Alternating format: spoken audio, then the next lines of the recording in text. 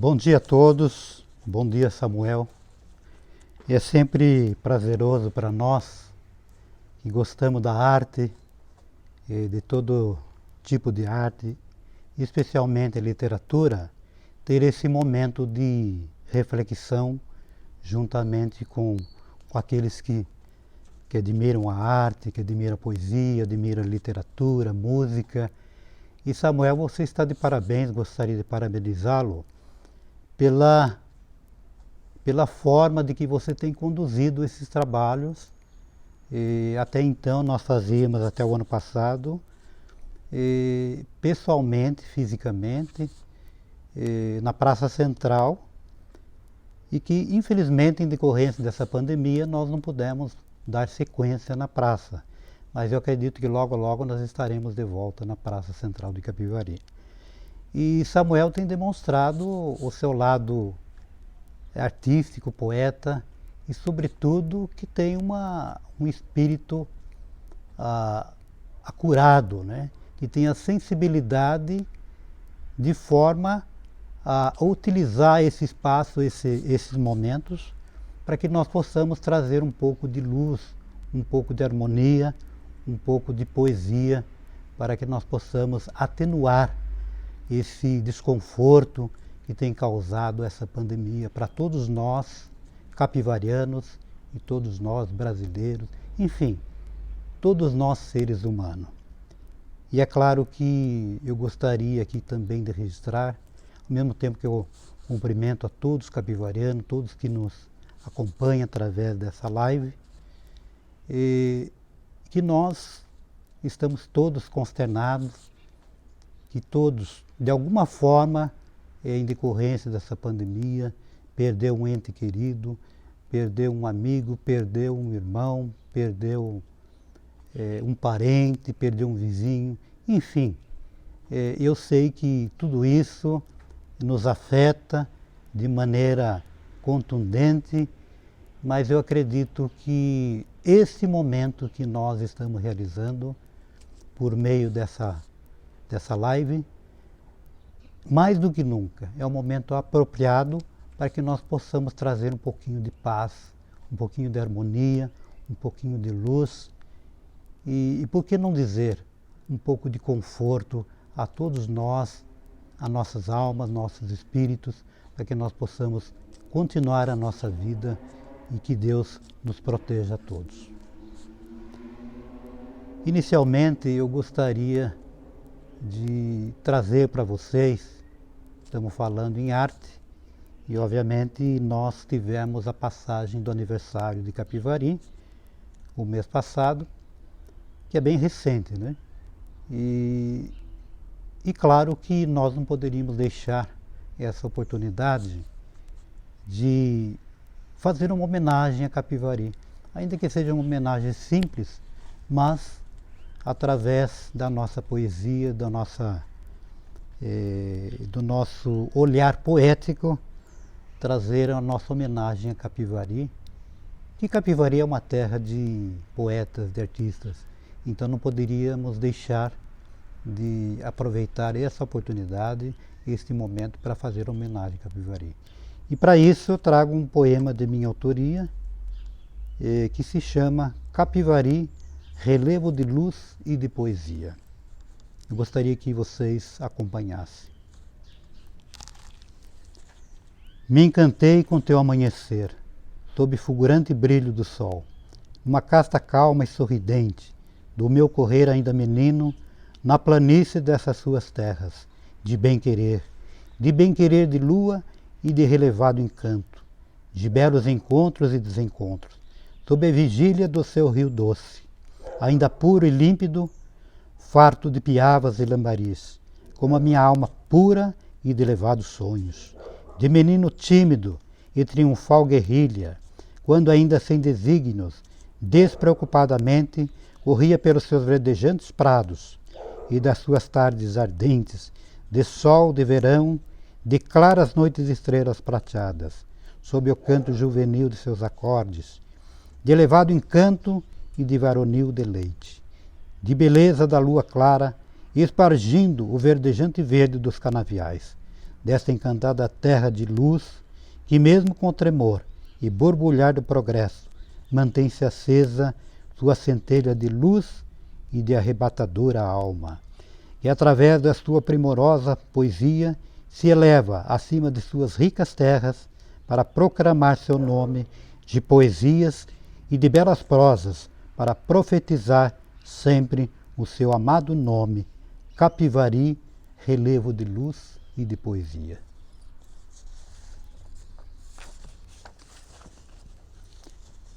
Como nós estamos justamente num tempo que exige todos de nós, há uma exigência de todos nós, que nós tenhamos força, que nós tenhamos, digamos assim, coragem para enfrentar todos esses problemas decorrentes desse mal que assola toda a humanidade. Eu trago para vocês também um poema intitulado Tempos de Reflexão, que é justamente nesse momento em que nós estamos vivenciando e que nós estamos sentindo na pele a ausência de pessoas queridas, pessoas amigas, parentes, e tudo isso nos leva a nossa alma a uma reflexão mais profunda. E eu trago para vocês então esse poema que traz por título Tempos de Reflexão. Estamos vivenciando momentos caóticos. Evidentemente sofremos todas as pressões psicológicas. Diante dessa situação, o que mais nos aflige é o medo. Mas não é um medo comum, a exemplo daquele que quando éramos crianças tínhamos o medo escuro, o medo do bicho-papão. Mas é um medo que vem das nossas entranhas e que, repassando todos os vasos sanguíneos, e toma todo o nosso corpo e persegue todos os demais órgãos, causando-nos calafrios.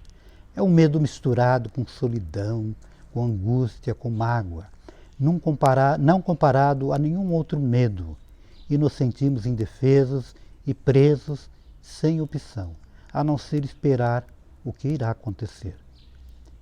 Imaginemos que nós estamos presos numa casa suntuosa, a exemplo de um castelo dos tempos medievais, com as portas e as janelas todas trancadas, diante de um monstro que vem nos atacar durante a noite, e nós não podemos deixar as luzes acesas, nenhuma fresta de entrada, já que esse monstro se infiltra sobre qualquer ranhura que exista sobre a parede, ou sobre a janela ou sobre a porta. Ouvimos o seu ruído surdo sob as paredes e o seu ronco ensurdecedor por todos os cômodos do castelo, como querendo nos dizer: abram a porta para que eu possa entrar. Mas não é um pedido amistoso, mas é um pedido amargo e assustador. Então nós nos retorcemos e abrigamos sobre o cobertor que apenas nos afaga, sem poder nos proteger. Apenas podemos esperar o que irá acontecer. E há quem diga que esse sentimento de medo faz parte da nossa defesa. E que, portanto, seja necessário sentir o medo, posto que esse sentimento nos impede de enfrentar o perigo e nos afasta de situações incômodas e perigosas. Mas, sinceramente, eu não vejo onde seja vantajoso o medo, já que ele nos pega de forma impiedosa e nos afasta de todos os nossos afazeres, como crianças amedrontadas que se afastam dos seus brinquedos, se tremem e se afastam dos palhaços com receio de serem atacadas. Mas uma coisa é certa, e não devemos nos temer. Primeiro porque tudo passa um dia, e após a tempestade sempre vem a bonança. Mas esses momentos sombrios em que o mundo está vivendo, nos cabe uma responsabilidade e uma profunda reflexão. Não devemos nos esquecer que somos seres mortais e que não ficaremos para sempre aqui. Diz-se que, após cumprirmos nossa missão, retornamos para casa e, portanto, não iremos e nem seremos chamados antes que cumpramos com a nossa missão aqui na Terra. Convém refletirmos e nos curvarmos diante da certeza de que todos nós estamos no mesmo barco. Ou melhor, estamos na mesma situação. Não existe nenhum privilégio para este ou para aquele, independentemente da sua conta bancária, independentemente do cargo que você ocupa numa empresa. Não importa o seu status social, pois independe da nossa vontade, já que estamos condicionados à vontade de outrem. Sobretudo, é importante que neste momento marcante da nossa existência, em que atravessemos este momento sombrio e incerto de amanhã, possamos refletir com mais profundidade, independentemente da nossa crença. Temos que fazer alguns questionamentos com o nosso próprio eu. Se efetivamente merecemos uma nova chance, uma nova oportunidade. Mas essa resposta deverá ser sincera, após fazermos uma profunda e demorada análise na nossa consciência. O que fizemos de bom nesses últimos tempos? Preocupamos, ainda que seja por algumas vezes, com os nossos semelhantes? Fomos solidários com os nossos irmãos, com os nossos amigos? Praticamos o altruísmo com as pessoas? Enfim, o que fizemos para ter merecimento e ter uma nova oportunidade?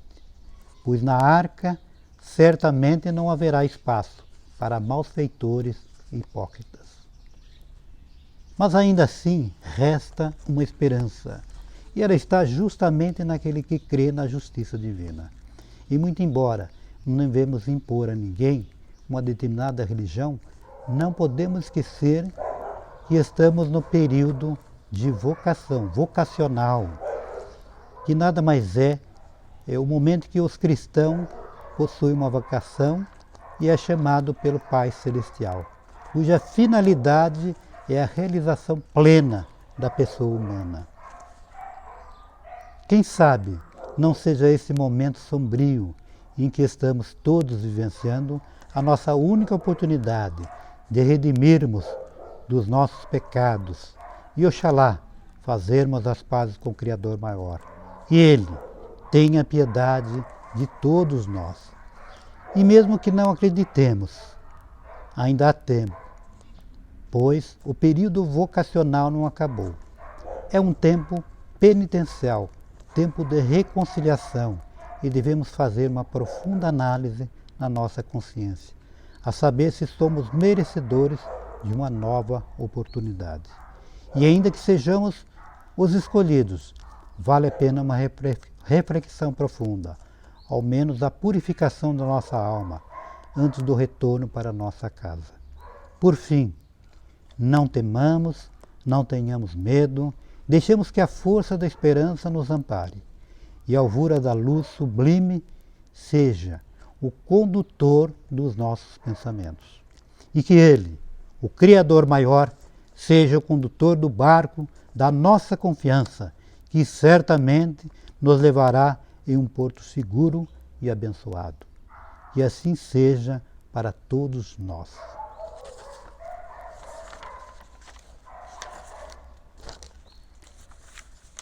Eu peço, obviamente, a permissão de todos vocês que nos assistem, que nos acompanham, que para fazer uma divulgação, trazer para vocês um pouco sobre a minha obra, o último lançamento, cujo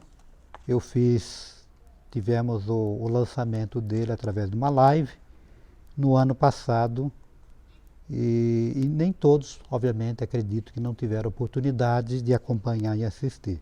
Então hoje eu aproveito essa oportunidade, com a permissão dos demais que nos assistem e que também terão oportunidade de usar esse espaço. Peço também licença a Samuel, para que eu possa também trazer a lume essa minha obra, último lançamento, último trabalho meu, que se chama O Menino da Caixa. E falar um pouco sobre essa obra para que vocês tomem conhecimento e que porventura queiram conhecer esse trabalho, poderão solicitar e eu faço chegar até vocês essa obra. De início, eu gostaria de falar um pouco sobre o título da obra, porque muitas vezes a pessoa pergunta, mas por que o menino da caixa, né? O que é o menino da caixa? Aqueles que me conhecem sabem que eu venho de uma família humilde, né? E quando eu era criança, os meus pais, obviamente, não tinham nenhum recurso financeiro. E as pessoas, na ocasião, as crianças que não tinham recurso, que os pais não tinham dispunham de recurso, na ocasião, para poder estudar nas escolas, no primário, início escolar, eles eram custeados pelo Estado. E quem gerenciava e quem administrava esses recursos que eram direcionados a esses alunos, que não tinham recurso financeiro, era a Caixa Econômica Estadual, antiga nossa Caixa, né? E eu via dos mais velhos, inclusive dos meus pais, principalmente da minha mãe, sempre dizendo, olha, meu filho vai ser da Caixa, relacionando que o filho ia estudar pela Caixa, pelo custeio através da Caixa Econômica Estadual. Mas eles diziam, meu filho vai ser da Caixa. E eu, naquela tenra idade minha, eu ficava imaginando o que seria estudar dentro de uma caixa. Na minha ótica, né? Na minha visão, eu ficava imaginando, deve ser uma caixa muito grande para poder estudar dentro de uma caixa, acomodar uma quantidade de número de alunos, né? Então eu ficava imaginando como seria estudar dentro de uma caixa. E obviamente o tempo passou, e é claro que era coisas de criança, e evidentemente que era estudar pela Caixa é ser custeado pelo Estado, que hoje, na verdade, todos, não mudou muita coisa, muito embora hoje todos tenham o direito de estudar, independente da sua condição financeira. Hoje é aberto a todos, inclusive a própria Constituição Federal, prevê essa garantia de que todo cidadão pode estudar, principalmente no primário, né? E não há nenhum impedimento, independente da sua condição financeira. É que antigamente, somente aqueles que não dispunham de recursos. Hoje não, hoje todos podem utilizar da escola pública para poder estudar e aprender as primeiras letras, né? Bom, enfim, esse foi a razão do título. Mas o livro em si é um livro de cunho filosófico e espiritual. Eu, quando comecei a escrever esse livro, O Menino da Caixa,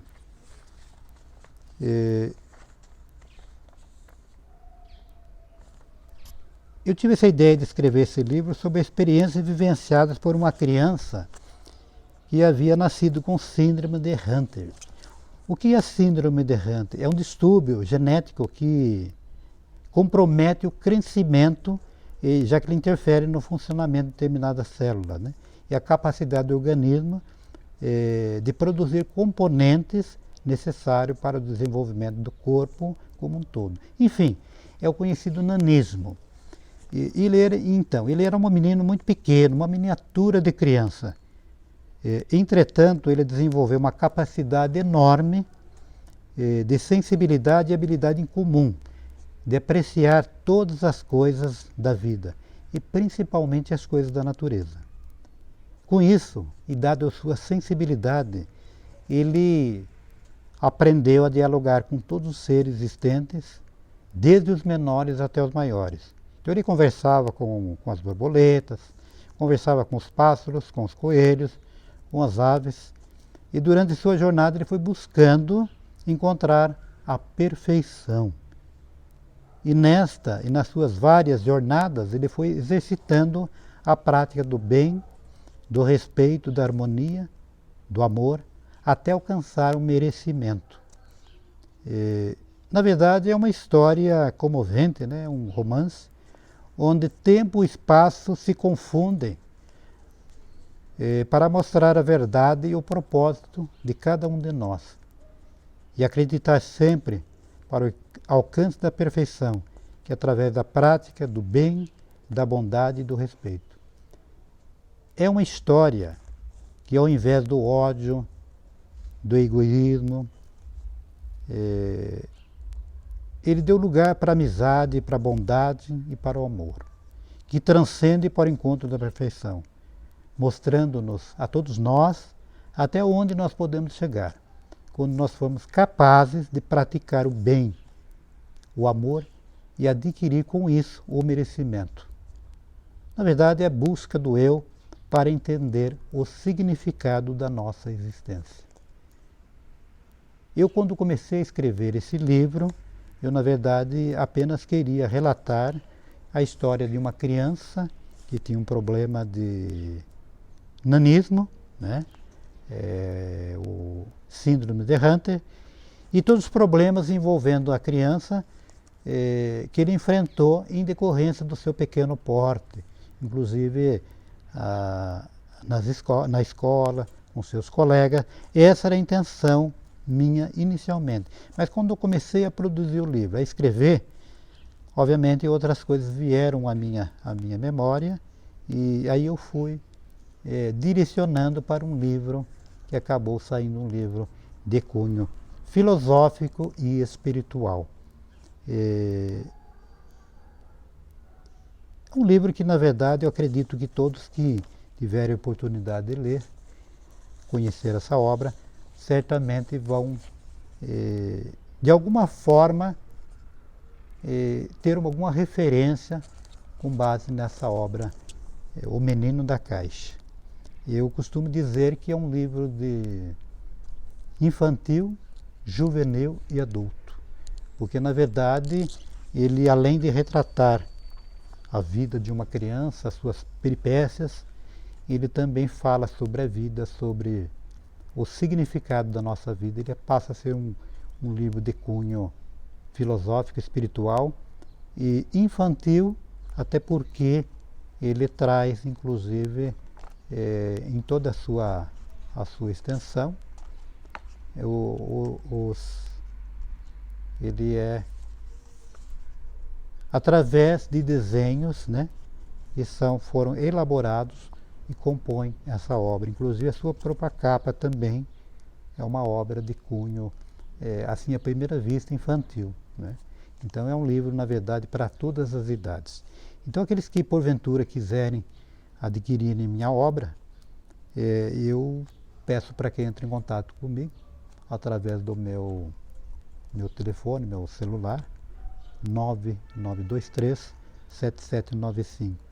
Ou então no próprio escritório meu, que é na rua João Vaz 681, eu faço chegar essa obra para vocês. Eu gostaria, antes de encerrar